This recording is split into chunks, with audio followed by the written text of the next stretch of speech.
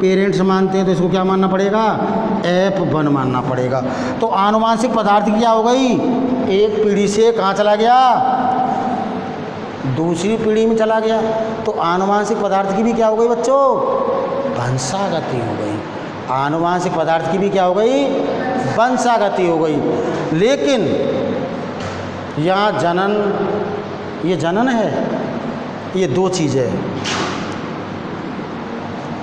अतः यहाँ एक जीव की संख्या में भी वृद्धि हो रही है, संख्या में भी क्या हो रही है, जीव की में वृद्धि हो रही है गुड़िया। अब इसको जनन माना जाए या वृद्धि माना जाए, अब इसको हम जनन कहें या क्या कहें गुड़िया, ये बात गले नहीं उतर रही, क्या कहें हम इसको, तो ये अपवाद के घेरे में आ गया पर। अतः एक जीव वो होता है जिसमें इंटरनल वृद्धि भी होती हो और एक्सटर्नल वृद्धि भी होती हो, यानी बाह्य वृद्धि भी होती हो, और ये परिभाषा होनी चाहिए वृद्धि की, सजीवता की यही परिभाषा है। इसके बाद देखो बच्चों उत्सर्जन, उसके बाद क्या देखो, जब आप आदेश कर देंगे जब छोड़ दूँगा, छोड़ दूँ। अब 1 मिनट 2 मिनट और रुक जाओ साहब। अब आपको क्या देखना है, उत्सर्जन। 2 मिनट, पॉइंट खत्म हो रहे सर।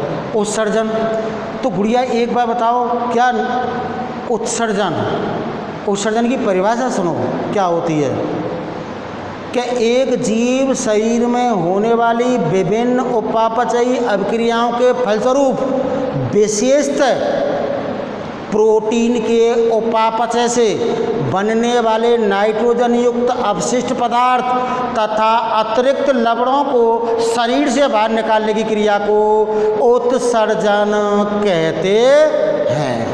ये नहीं छोटी क्लासों में पढ़ के आएगा अवशिष्ट पदार्थ को शरीर से बाहर निकालना उत्सर्जन है, स्टैंडर्ड में आ जाओ, बड़ी क्लास हो गई। तो क्या बच्चों बस कोई भी यातायात का साधन धुआं नहीं निकालता, और सजीव पदार्थ तो निकालते हैं, तो उत्सर्जन करना भी सजीव और निर्जीव में होता है, दोनों में होता है। और उसके बाद लास्ट पॉइंट कौन सा रह गया बहन जी आपका, श्वसन। अब देखो तुम पानी का इंजन जानती हो क्या, नहीं जानती। पानी का इंजन आपकी दृष्टि में जीव है, सजीव है या निर्जीव है, पानी का इंजन या मोटरसाइकिल, बोलो। मोटरसाइकिल क्या है, ऐसे समझ जाओ, पानी का इंजन नहीं जानती हो, निर्जीव है। क्या ये श्वसन करती है, करती है बेटा। आप अपने घर में फादर से बोलना कि पापा इस बाइक को स्टार्ट कर दो, स्टार्ट कर दी। आप पापा से बोलना कि पापा इसके एयर क्लीनर को निकाल दो, जहाँ से ये श्वसन करता है उसको क्या बोलेंगे आप, एयर क्लीनर को निकाल दो, ठीक है। तो सीट उठा देंगे पापा का, ये रहा गुड़िया इसका एयर क्लीनर, वहाँ तुम हाथ रख देना, मोटरसाइकिल झट से बंद हो जाएगी।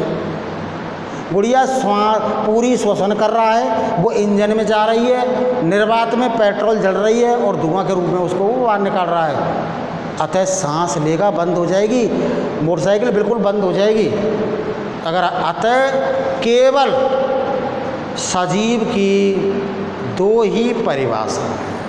हाँ गुण होंगे हम में, ये उत्सर्जन, श्वसन, गति, चलन, ये सजीव के गुण होते हैं, मैं लिखाऊंगा भी आपको नोट्सों में। लेकिन अगर सजीव बनाम निर्जीव करके गुण देखे जाएं तो बहन जी केवल एक सजीव की परिभाषा सुन लो। अब आप, एक जीव वो होता है, एक जीव वो होता है जो स्वयं से अवगत होता है।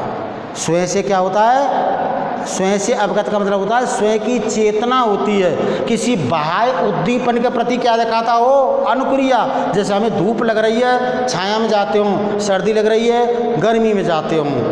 एक तो ये गुण होता है सजीव में, और दूसरा कि एक सजीव आंतरिक और बाह्य दोनों ही वृद्धि दिखाता है। अतः ये परिचय, और यही होगा आपका पहला चैप्टर आपकी एनसीईआरटी का। एनसीईआरटी का ही पढ़ाया है मैंने, क्योंकि आपकी एनसीईआरटी बुक है। अब ये ऑफ कर दो बेटा।